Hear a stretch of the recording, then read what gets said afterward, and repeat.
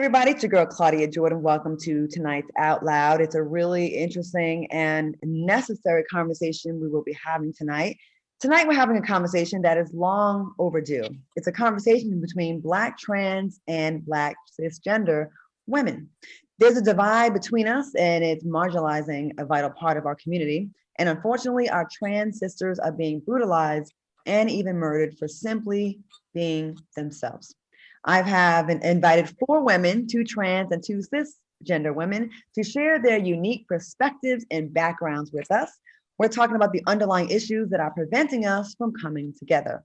We're going to hash out things, and in the end, we can support each other as Black women because we certainly do need each other. Please welcome Jada Black Beauty, Alicia Luncheon, Chastity Moore, and Dominique the Diva. Welcome to the show, ladies. Hi, Claudia. Thank you. Hi, Claudia. Hi. I am so glad we're having this conversation. And, sometimes we'll have Black, cisgender women having the conversation, or have a panel with transgender women and we'll have a conversation, but never having both trans and cisgender women to talk to each other. So thank you all for being here. I think this is going to be, I'm looking forward to this. Yes, thank you for having us. Yes. Okay. So first of all, everybody got a drink tonight? We drinking? What we doing? Yes. Okay. Cheers. We're drinking. Cheers. There we go. Let's start with a cheers.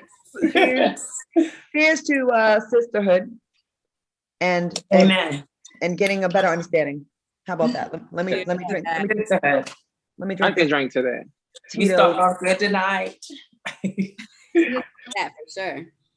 Okay. Now, we're nearing the end of March. Have Black women been highlighted enough during Women's History Month? What are your thoughts? It's going to be a no for me. It's a no. Either. It's definitely a no. I think that we didn't even highlight enough Black people last month in February, to be honest. Didn't it go by real fast? I was like, wait, that's it? I swore I was. I know February short, but it seem a little faster. I'm not sure, because you know what question I have sometimes, and I don't know if it's valid, but sometimes when it comes to celebrating, I'm wondering with some of these companies, like, are y'all, is it really about diversity and inclusion and all that? Or y'all just marketing to us? Or y'all just trying to what's really going on? Mm-hmm. That's a good point. I think it became very profitable to not appear racist ever since George Floyd. I'm like, what the hell took y'all so long? Exactly. Right. Once we started boycotting and coming together, which is even more reason why we need to have these shows, because the more we come together, you see how powerful we are. So let's get started. I want to get to learn a little bit more about each of you as individuals. Jada, you're a trans woman and a chef with a food truck in Atlanta called What You Cooking, Baby. Now, what inspired you to launch a food truck? And that's something I've always been interested in. How's it going? It is going absolutely fine. My grand opening day is Mother's Day weekend here in Atlanta, Georgia. And what kind of inspired me, of course, I am from New Orleans. I grew up in New Orleans like my whole life. And I was living in New York City. And one time I went to my house meeting, because I'm in ballroom, and they asked me to cook a dish. I cooked a dish and everybody was like, girl, why is this so good? So the next day I literally sold the plates like for $7. It was a Friday. I sold the plates for $7. It was right after Thanksgiving. And the week after that, I was catering for Burberry. And so that's how my business kind of like jumped off. Wow. Okay. So you got those skills in the kitchen. Jada, from that accent, I know that food tastes good just from that New Orleans accent, honey. It is. And guess what? Everybody talks about it. Everybody talks about it. Jerome had it as well, so he'll tell you. So we have some comments in the YouTube chat. Mika says, these ladies all look so good. And Ibrahim says, everyone looks good and beautiful. So starting off the show already with positivity, I love it. Now, Alicia, you're a cisgender woman and a lawyer, and you have no problem speaking your mind about issues that are important to you. Let's take a look. I'm not an Asian American, but I can offer you this. I know what it looks like to wake up every day and see people who look like you murdered. To the Asian community, I'm so sorry. And to add insult to injury, this has not been designated a hate crime. Be clear. It is absolutely a hate crime. It's a hate crime because the women were Asian. It's a hate crime because they were women. Call it femicide if you want to. Until we root out the problem that is white supremacy, we will never get past this problem. Be clear. Call it out when you see it. I'm sick of these bullshit excuses. Ooh, I like it. Oh, that's right. I'm gonna drink to that. So what kind of pushback? Did you get any pushback for your comments? I'm sure I did. I always get called the N-word, every word that you can imagine in my DMs, but I don't care because white supremacy is a problem. We see it at the root of these killings in Atlanta. We see it at the root of Ahmaud Arbery, of Breonna Taylor. We see the police department, which came from, we all know the history of that, came from slave catchers. And so this is an issue that we need to discuss. And so I don't care, what the pushback is or what the DMs say. I'm going to say what I need to say. It's funny. White folks, and I mean racist white folks. I'm not talking to good old, fair, open-minded, non-racist white folks, but white folks that are racist. Y'all be twisting yourselves into pretzels to make it about everything except what your colonized and murderous folks be doing. Mm-hmm. Like it's everybody else's fault. It's Chicago. It's the Black Hood. It's this. It's that. It's at the root of the problem. We see it's constantly white supremacists that are behind all this stuff, and no one. They don't want to always even the divide between us. The best thing they ever did was separate us. And we follow suit with it, with everything. So why do y'all think, and before we get to the rest of it, why do y'all think we're so willing though? Why do we eat it up? Is it just a desire for some of us, the weaker ones, right? To want that white acceptance so bad, because like we know what it is. So why don't we just be like, all right, we know what y'all doing. It's not happening anymore. Because it started from the top, from slavery. Mm-hmm. Some people got accustomed to it. Wow. Yeah, I think it is white validation. I think it's trying to look as Eurocentric as possible. The closer you are to white, the closer that people believe that they are good or better. Than you. And we can talk about it with the Asian American hate crimes and how there's a lot of animosity between the Black community and the Asian community. Mm-hmm. We can talk about it in our own community with respect to, colorism, light skin versus dark skin. I mean, it's everywhere. And they started the problem and we're the ones still dealing with it. Yeah, well, right. I'm getting sick of it. It's been from the beginning, from slavery days. I mean, the house nigger and the field nigger, and we all, and we fall into it. And even in the gay community, the LGBTQ, you still have people say, I'm so white woman. Why can't you be so Black rich woman, like Black classy woman? Like, why do you have to be white woman? Like, that has always bothered me. Like, so we all just fall into that. I have a friend that does that, and he's part of the community. And it drives me. I get what you're trying to say, but it's like, I feel the same way. It drives me nuts. Like we're still perpetuating that. That's better. Like, I'm rich white woman. I'm rich auntie. No, you're not. Okay, stop. I think to be honest, for Diane Carroll and all those type of words, so I never really got it. Like, I'm like, well, what is it? Why? Isn't rich Black auntie even more of a thing, a fabulous thing? Like, she got to go through a lot more to get there. Definitely. But I think, to be honest, I think it kind of like came back out when Joanna Scama came out and she was like, oh, because I'm Caucasian. I think that's when the world started saying it even more, because the person who was behind the character was putting it so much in the forefront as if it was a better thing to be Caucasian and also scam people. And I get sometimes we have these jokes, right? I get it, but then it just, I don't know. Sometimes it just starts to kind of subconsciously present like a mindset. It just subconsciously gets in our mind that that's better. We have enough of those messages. So let's get on to the rest of your personal lives. Chastity, you're a trans woman who's also a singer and actress. You posted this clip of your ballroom appearance on your social media. What's your inspiration for this fabulous look in this video? You look beautiful. Thank you. I really don't. I mean, I did grow up loving Diana Ross. She was the first diva to me. But it just kind of like my inspirations just come to me. Like it didn't really come from anywhere specifically, but red is my favorite color. I wanted something over the top that trained, like I was dragging it all night. It was like, okay, maybe I should have got something that I could detach. But I just wanted something that was gonna stand out. So well, you did. Mission accomplished. Thank you. Dominique, you're a cisgender woman, a mom, and a radio DJ personality in the DC area. You love to keep it real with your audience. Let's take a look at this. So it is important to talk to, to have all types of conversations about cleaning our vaginas, especially since they're making vaginas now out of penises. I think it's important that we talk about I wonder by mentioning turning penises into vaginas. Did you have any pushback from that? I know on the radio they'd be like on you for everything you say.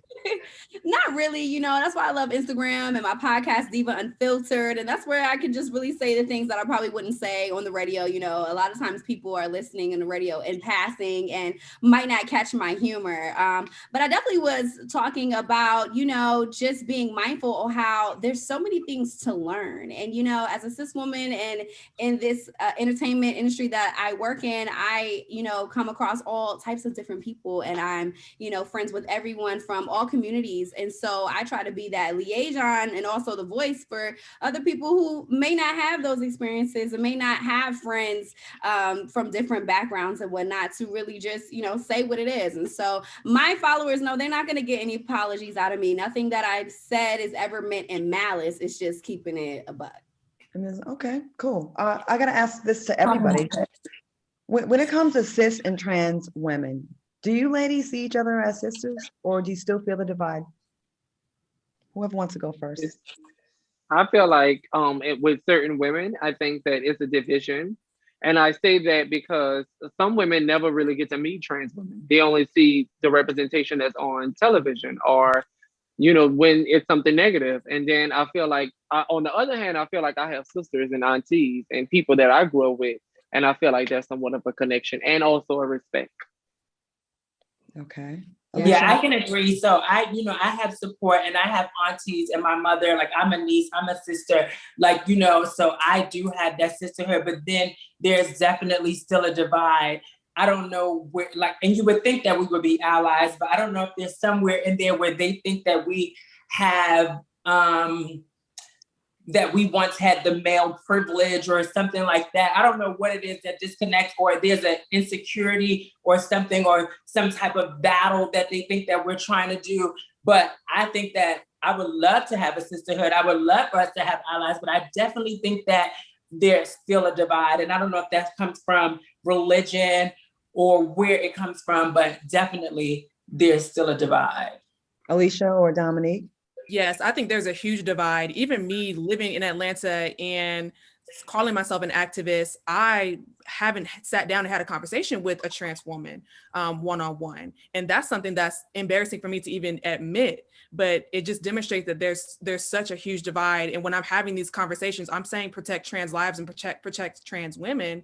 But then I'm looking around my circle and I'm like, I don't even have trans women in my circle. And that demonstrates in and of itself a huge divide in the community.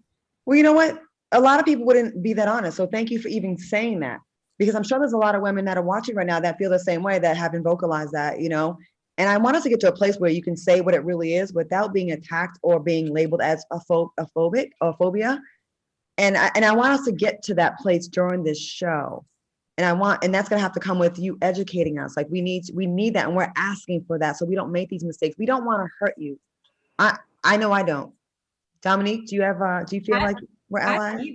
I think that is so important, just right here in this conversation, and just period. If we don't give each other that space in between here, that space for learning, that space for teaching, then we'll always be head to head. I feel like a lot of cis women don't necessarily always have the opportunity. Like I had an opportunity to be friends with someone that I worked with who decided that they were going to be free and, you know, transition. And I was able to, you know, walk along with that person the entire time, but everyone doesn't get that experience. Everyone isn't open to that, or whatever the case may be. But there has to be understanding here that a lot of things are new. People are still learning. I just learned that I'm a cis woman. Does that sound crazy? Am I allowed to admit that I saw this term being used on Black Twitter and I took it upon myself to read and find out that, oh, it's me? Because can you believe that I grew up learning that I'm a woman, he's a boy, I have a period,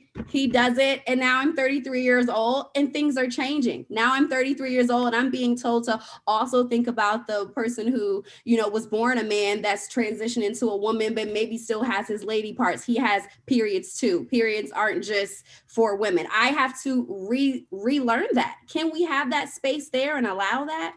I think you hit on some really valid points that I think we need to spend some more time. We're going to take a quick break and get into it. I love it. Let's get into it, ladies. Let's get into it and get an understanding. By the time this hour is over, I want all of us and everybody that's watching to come away from the show like, I feel like I have a better understanding of each other, because it doesn't just go one way, of each other. We'll be right back right after this quick break right here on Out Loud on FOXSOUL. We are back with Out Loud with your girl, Claudia Jordan. Now, if you want to see more FOXSOUL content, subscribe to that YouTube channel and make sure you hit that notification bell to get the best updates on new videos and live shows. And don't forget to hit that thumbs up button and tell us how you really feel in those comments.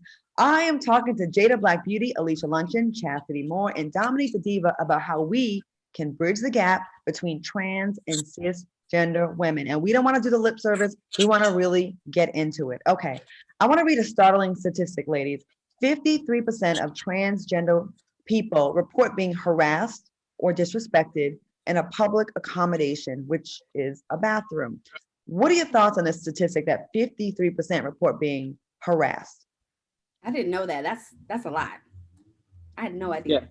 Yeah. I believe it's true. Go ahead. I'm sorry. Okay, no, it's okay. I believe that it's true because when this bathroom thing came out with Trump, when Trump was in office, that's when the whole bathroom thing became a thing. It was never a thing before Trump made it a thing. Because Obama fought really hard for that. That is correct. Yeah, and it's like, I didn't know that it was that high either, because there is something that amongst the trans community where you have passive privilege, and sometimes we don't really realize that there is a privilege in being passive. So some of us didn't even realize how big of a thing that may be with the bathroom thing, because it's like we've been going to the bathroom for years and no one has ever bothered us. But if you don't have that passive privilege, then that could become a problem. But my thing is, do you really think that a trans woman is going in the bathroom to violate a woman or mess with a woman? I don't understand why it became such a problem. There's so many issues that become a problem. Like, I just want us to normalize us being human first. Well, the right talking points, which I think are absolutely ridiculous, but because they kind of criminalize and demonize transgender women, they'll say, "Well, I bring my children in there," and they may want to. They automatically assume that that you're child molesters or you want to deal with their children, and I think that's very cruel in itself to just assume that. Yeah, and speaking on that, speaking on that, I think that's even where a lot of homophobia and transphobe comes from. Like, I think a lot of people who maybe have trauma from their past, who may have been molested or what have you, they seem to equate that with homosexuality or transphobia or something, when the majority of the people who are doing that are cis heterosexual people who are living a heterosexual life. And I think that they equate that a lot of times with homosexuality because it was maybe a man who did it or what have you or whoever. And a lot of times I feel like that's where that phobia stems from outside of the church. Real quick, before we move on, we like you to explain real quick. I know I understand what it means, but the term passable. Can one of you explain that? So the term passable is when you are a Black trans woman or a Black trans man, and you can pass as a cis person. So someone who is passable have different privileges versus trans women who may not be as passable, or trans men who may not be as passable. In our community, it's called passable privilege. Yeah, you could just blend into society, and no one is really questioning, what you're presenting as. Dominique and Alicia, I want to ask you straight up and just I'm sure you're going to keep it real, but how do you feel about seeing transgender women in a women's bathroom? How would I even know? Right. The non-passable, because I just want to, I wouldn't care. If you're in the bathroom to use the bathroom, I don't even understand what the discussion is. I mean, I've never felt, threatened or like I was going to get assaulted when I'm going to the bathroom, especially like if I'm drunk somewhere at a club or out at night, I'm just like, hey, what's going on? And I'm going about my business. I think your children too. Children don't care. Little boys, little girls, they go in, it's just not that deep. So I don't have a problem with it. Okay, great. Yeah, I feel like Chastity was saying, like, it wasn't a big deal until, certain people started trying to make it a big deal. Like, I'm going ahead and handle my business, drop my kids off at the pool, you drop your kids off at the pool, everything's good, you know what I mean? And you make a lot of friends in the bathroom too. I made a lot of fun friends in the bathroom, so I don't really have a problem with that part. Yeah. Well, you would, and it's like, well, hopefully you would want the girls to a lot of the girls to go in the girls' bathroom instead of being in there with your man. Like, like I'm sure you don't want them going up in there and they looking how they looking like what? Chastity, right, like what's really going on? Chastity and Jada, I gotta ask a question from the chat room. They want to know, would you understand how that could make some cisgender women uncomfortable? I'm going to the restroom. I'm not going up in there to touch your makeup. I don't. I really don't, because I know that when I'm using the bathroom, that's what I'm going to do. And that's it. You know, so I don't understand how it would make someone feel uncomfortable. Do you think they don't need a transgender restroom? Do you think the problem is that there's a lot of the ignorance in America that they automatically assume if you're trans or if you're a homosexual, that you're a sexual deviant and you're just you're villainous and you're just there to just prey on everybody? I think that's what they try to shove down everybody's throat. I think what it really is, to be honest, people have this perception of trans women, and then they take it and create it to what they want it to be like. You know, when you see trans women on media, they be like, oh, this celebrity slept with a trans person. The whole world goes into an uproar as if transgender people are aliens. Transgender people have been around for many of years. And I think if people did the work and they educated themselves on who Black trans women are, I think they wouldn't have this misception of Black transgender people. They like over sexualize us. Like it's this like, I don't understand like why they are so obsessed with the genitalia of trans people. Like no matter what the topic is, no matter who it is, it could be a child, it could be whoever, right. But if they're transgender, the next question or what they're saying is something about their genitalia. Do you have? Like, why is it that we always go to the genitalia? That is like the first thing, as if that is what defines us. And they can't say they don't like it because we are number one on Pornhub. So they can't say they're paying attention. Alysha, and there are a plethora of girls. There's so many different types of girls. Of course, sex, like they always put sex with it. And I have nothing against sex work. I have nothing against porn work. Some of us had to do things that we had to do when we realized that some people only wanted us as a fetish and that all they wanted to do was have us in the dark. So yeah, I know a lot of times it seems like people seem that, they equate sex with transsexual women, but sometimes we were pushed into that box. That's true. There's a lot of people get forced out of their family comfort situation. Zone. They get disowned. So do you think that's the cis world that does that, or do you think the trans world does it as well, as far as like presenting as very sexual and the cis? I believe it comes from the cis community because at the end of the day, it's only you may know a handful of trans people, but it's the cis people that put them into these boxes. It's men that seek out Black trans women and act like they don't like Black trans women, and then they want to sleep with these girls and they want to pay them, and then they have this secret relationship. It's a lot of underlying things that a lot of people don't want to address, but it's true. It happens. And there's a difference of growing up on survival and growing up on love. And so at a very, a lot of people are kicked out at a very young age when you express and you live in your truth and you want to be who you really want to be. The uncle pedophile can come to all the Thanksgivings and sit around the family all the time. But as soon as you say you're homosexual or you're trans, you got to get out. So these young kids are learning, they're growing up on the streets. And thank God for chosen families like Ballroom, which we come from, like where you have parents and you have houses who accept these people. But sometimes it's like, what do? These are young kids and their families are kicking them out. The first person who is supposed to love you doesn't love you. So how do you ever know love? All you ever know is survival. And that's what happens. Dominique and Alysha, what are your thoughts on what Chastity and Jada are saying? And how does this, like, are you surprised?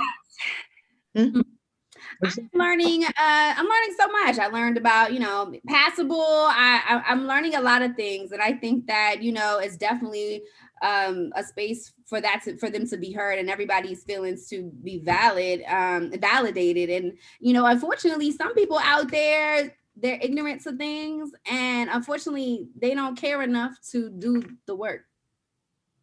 Right. Yes. The work. Yeah. I'm learning so much. I hadn't heard passable before in the transgender context, but obviously I know what white passing means. So, you're able to kind of put it together. But I didn't know that the transgender search was #1 on Pornhub. And that the only reason that surprised me, and facts are facts. What do they say? Facts over feelings? Well, that's a fact. #1. I was surprised because a lot of Black men that I talk to, they are very much like, oh, I would never date a trans woman. I would, right, Chastity. Okay. I would never. I only date Black men. I only. how? Okay, let's get into it. How common is it? Because I want to know. I want to know like how often, because.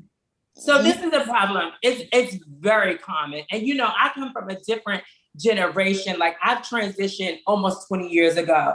And so, it's been happening. And I came from when we were stealth, like when we weren't out, like it wasn't, we were kind of behind closed doors or whatever. And so what my problem is, and the reason that I feel like that we should be allies with cis women is because they tend to emasculate these men and want to call them gay and all these different things for messing with a trans woman, which makes them become DL. And which makes them feel like they have to hide who they're attracted to. And so that's why it's very big. And like you said, it's the #1 search. And I mean, I can tell you out of 20 men, I might have been rejected by 2.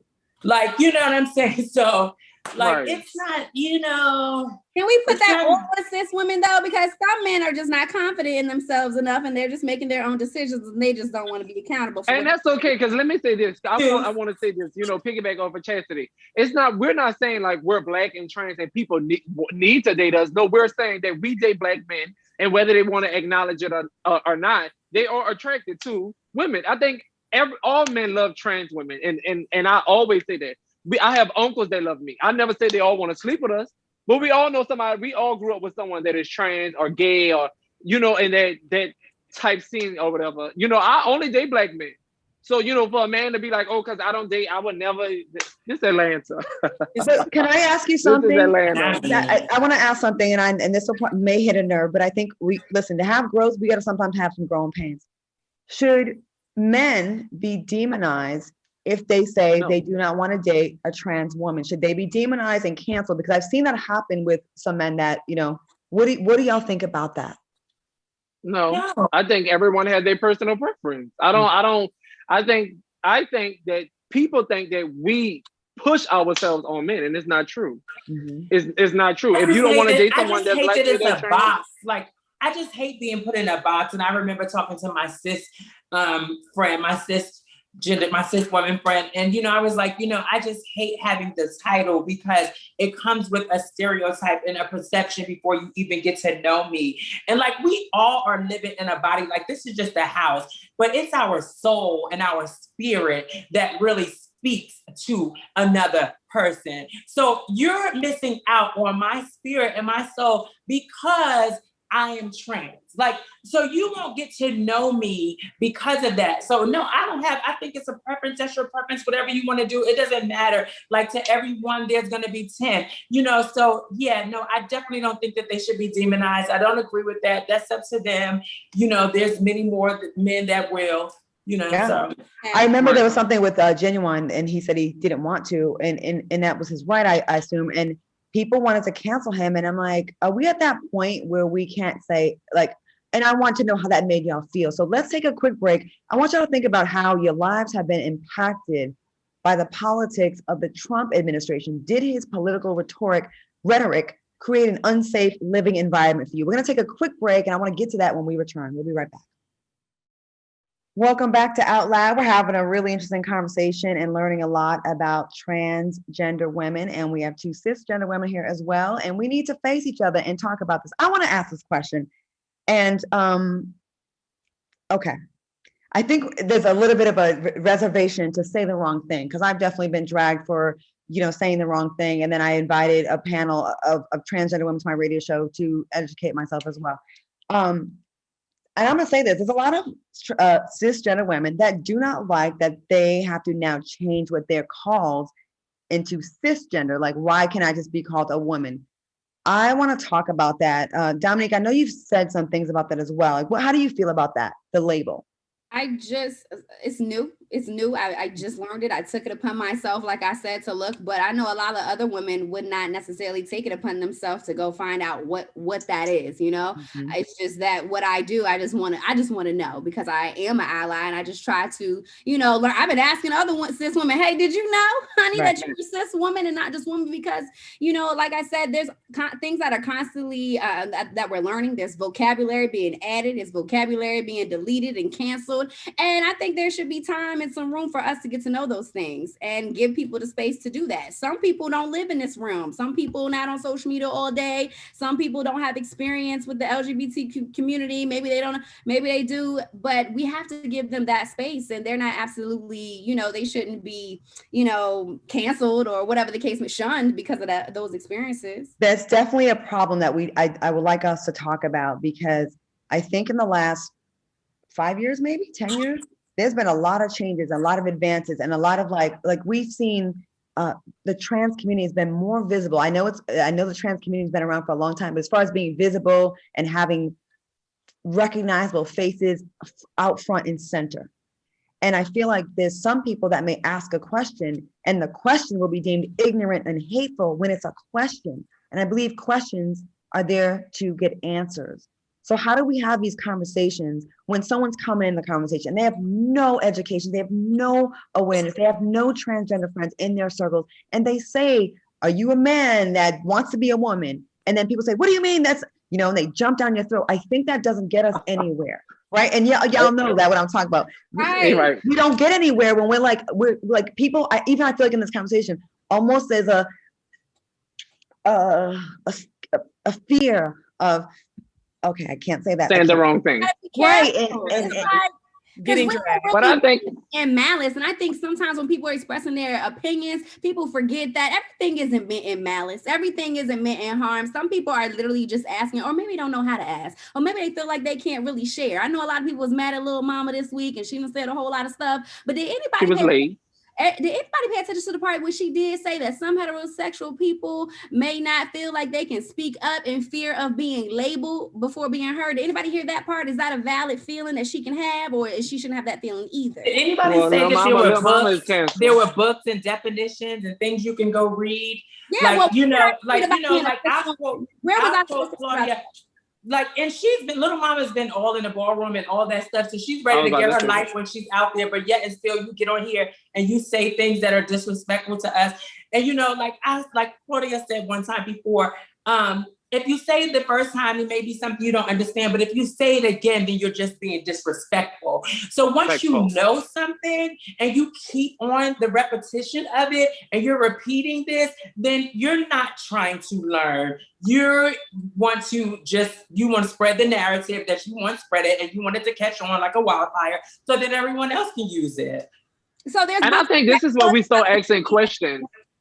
A cis woman? I think we need to start, as people, we need to start asking transgender people questions and not being scared. Because I can understand that everybody may not have the education, like Claudia said earlier, but it's asking questions. It's like, you know, you see a presenting woman in front of you, you can ask, you know, what are your pronouns? Some people may get offended, some people may not. I'm the type of person, I feel like if you want to know something, you ask.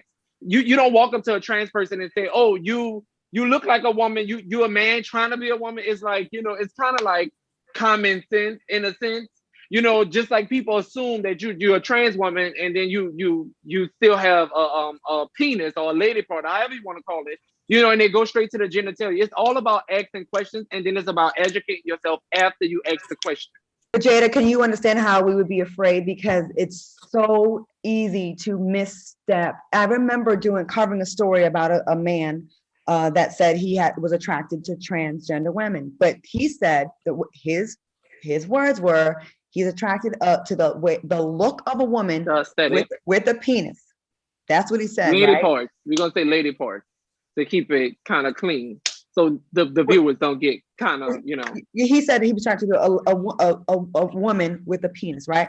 So then I was like, okay. So I asked a question about it, and it was like, I was basing it off of what he said.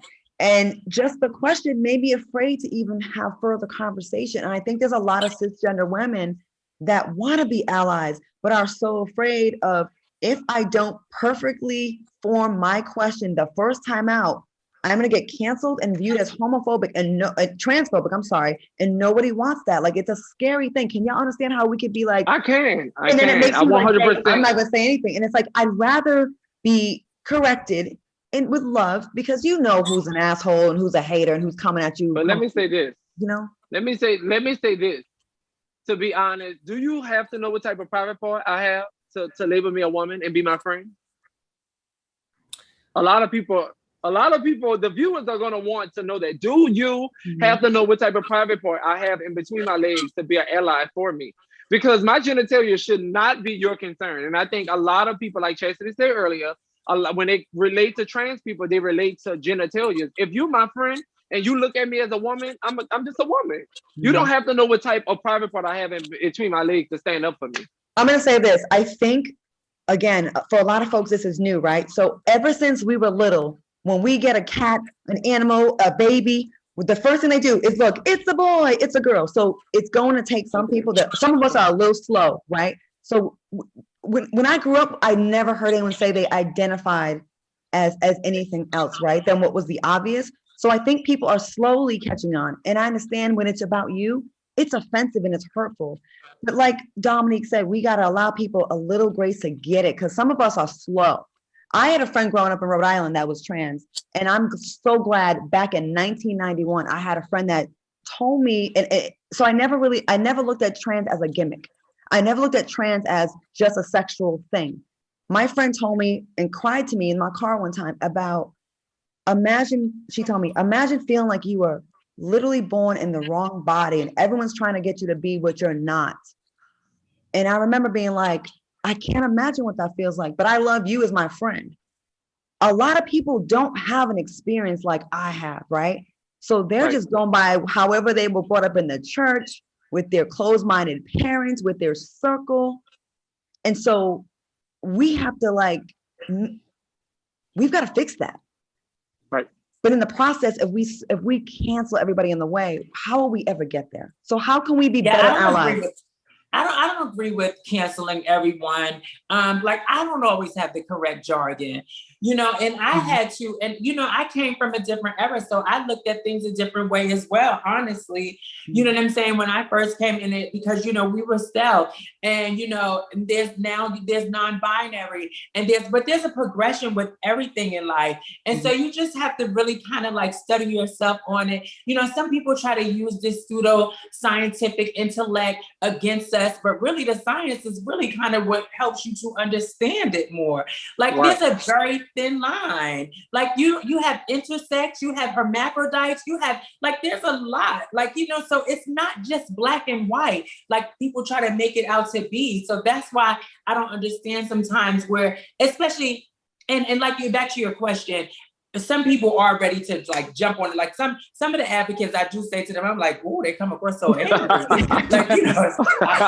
be scared. They be ready. I'll be like, oh, okay.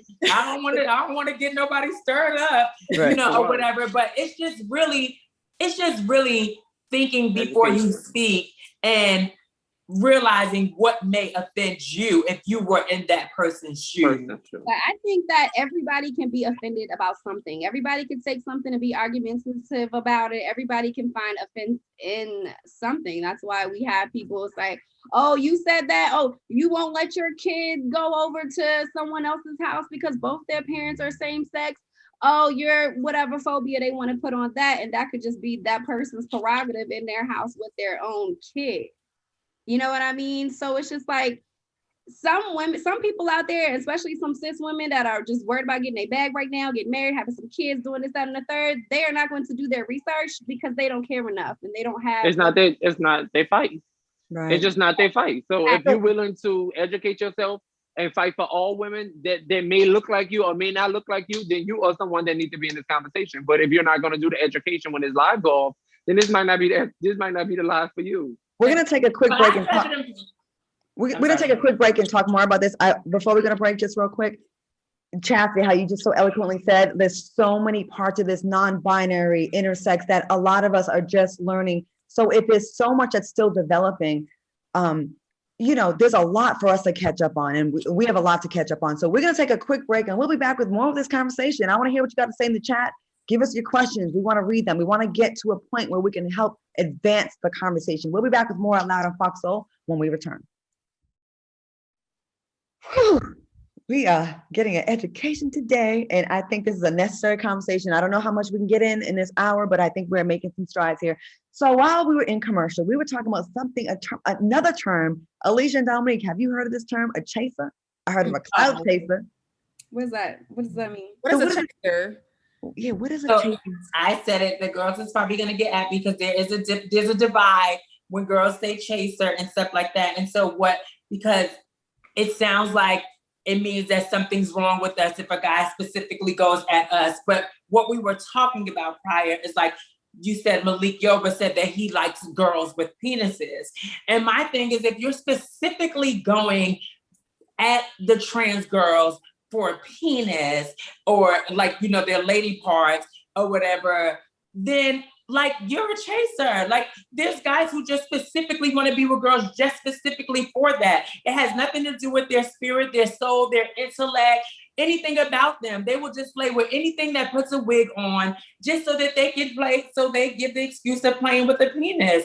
And I feel like those are chasers. Like people that, men that I meet, like if I meet you, like, back in the day, if I would meet guys and that was what it was the first conversation. And then I say, oh yeah, I'm trans. And they're like, oh, how big is it?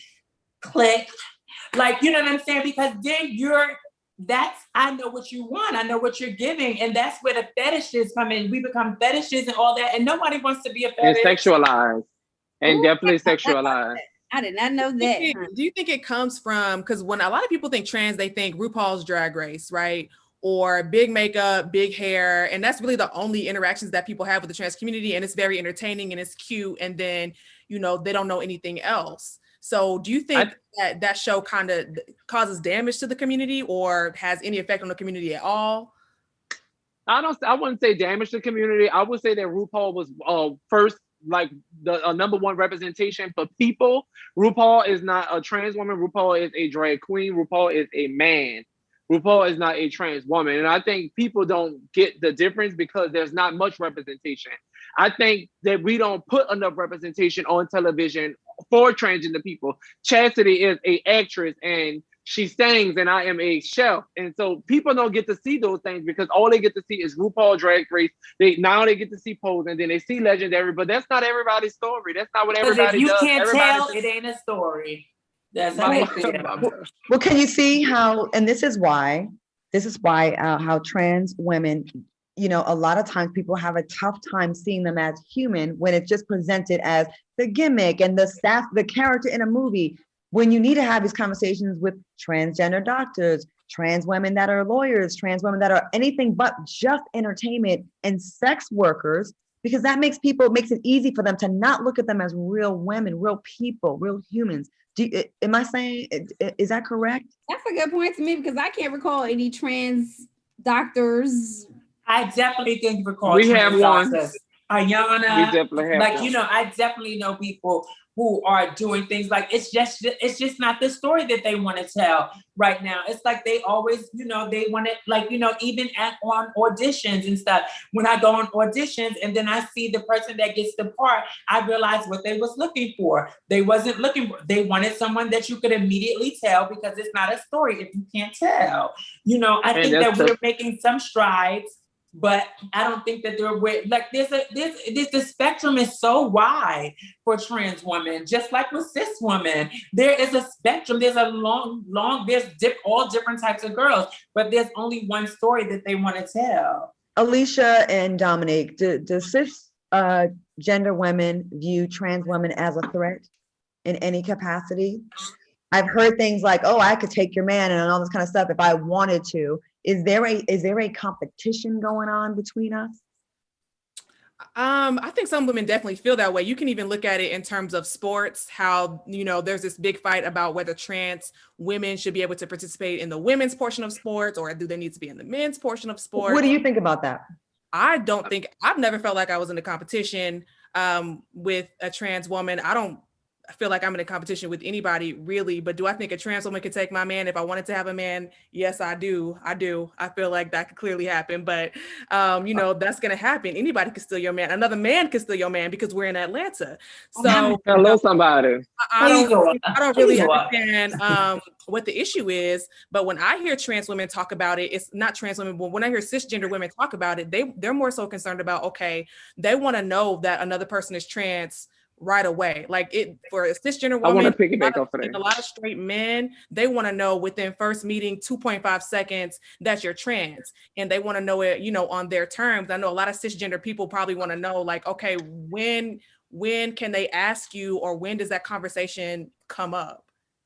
I want to say something. Oh, wait, hold that thought, Jada. We're going to come right back to you. We have to take our last break, and Jada, we're coming to you first. We'll be right back with the last part of Out Loud on FOXSOUL. Welcome back to Out Loud. We're having an interesting conversation. We have 2 transgender women here and 2 cisgender women here. And before we went to break, Jada, you was about to answer that question about when a trans person should reveal, or when it's okay to ask. And I know you wanted to answer that question.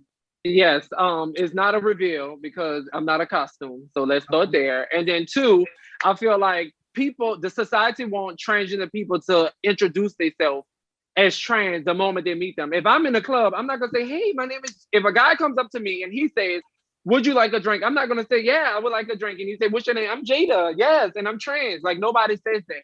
I don't expect cis women to be like, hi, my name is Kathy and I have anal cancer, or my name is this and I have stomach cancer. You shouldn't require people to introduce themselves or label themselves for your beneficial reasons. Like, what would be the reason why you would know I'm trans if we're in a club? Like, what would they do for you if we're in a club? Why do I have to reveal that I'm trans for you?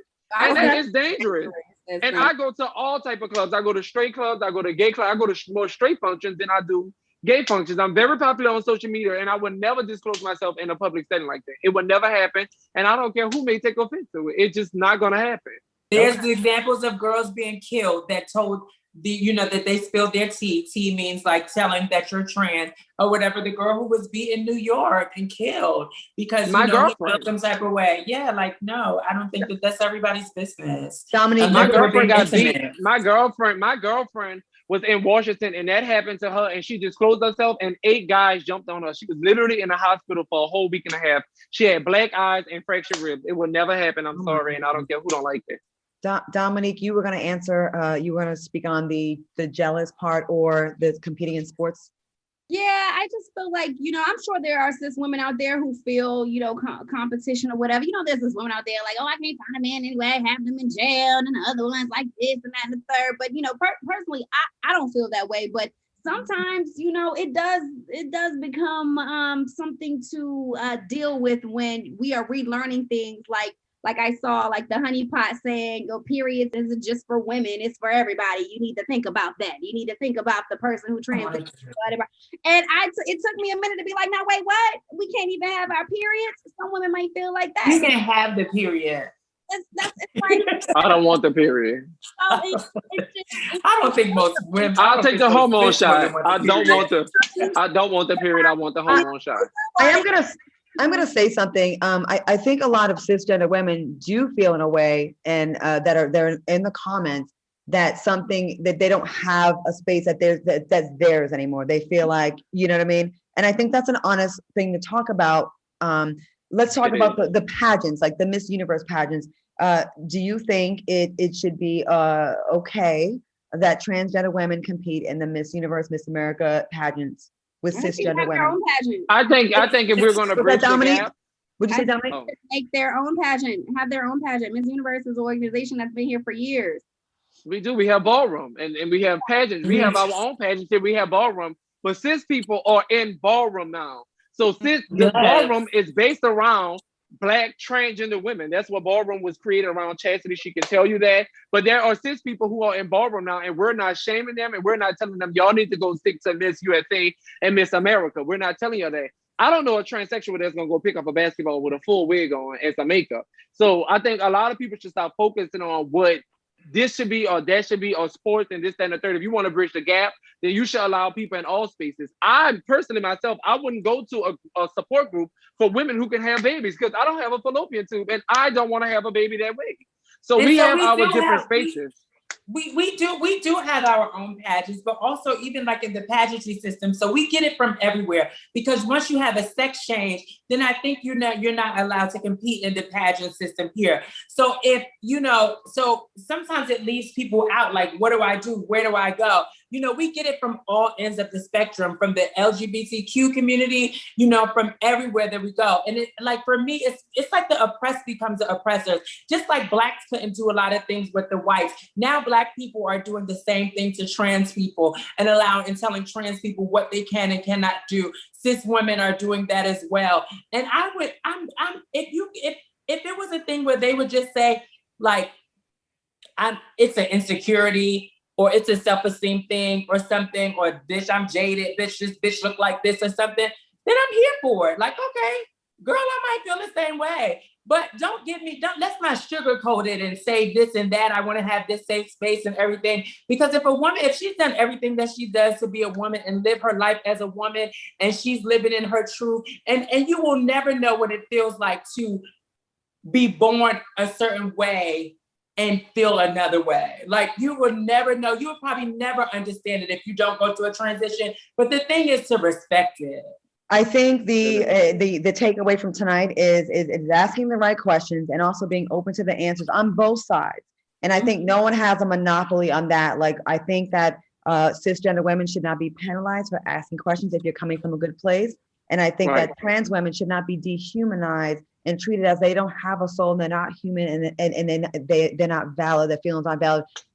Ladies, I think this is something I would love to invite you back for part 2, because I think we just scratched the surface, but hopefully we've helped some people just open their minds, even just a little, to go towards the right direction. Because at the end of the day, it's hard enough being Black in America. So I learned a lot, and I hope the viewers have been enlightened. I want to thank Jada Black Beauty, Alicia Luncheon, Chastity Morton, Dominique the Diva for joining me tonight, ladies. Thank you so much, and thanks for watching us. Stay tuned for FOXSOUL Screening Room. We got to have a part 2. This is just too much. We got to. What's good? This is important. Thank you so much. It was a lot. I thought that we would be able to get a lot in within a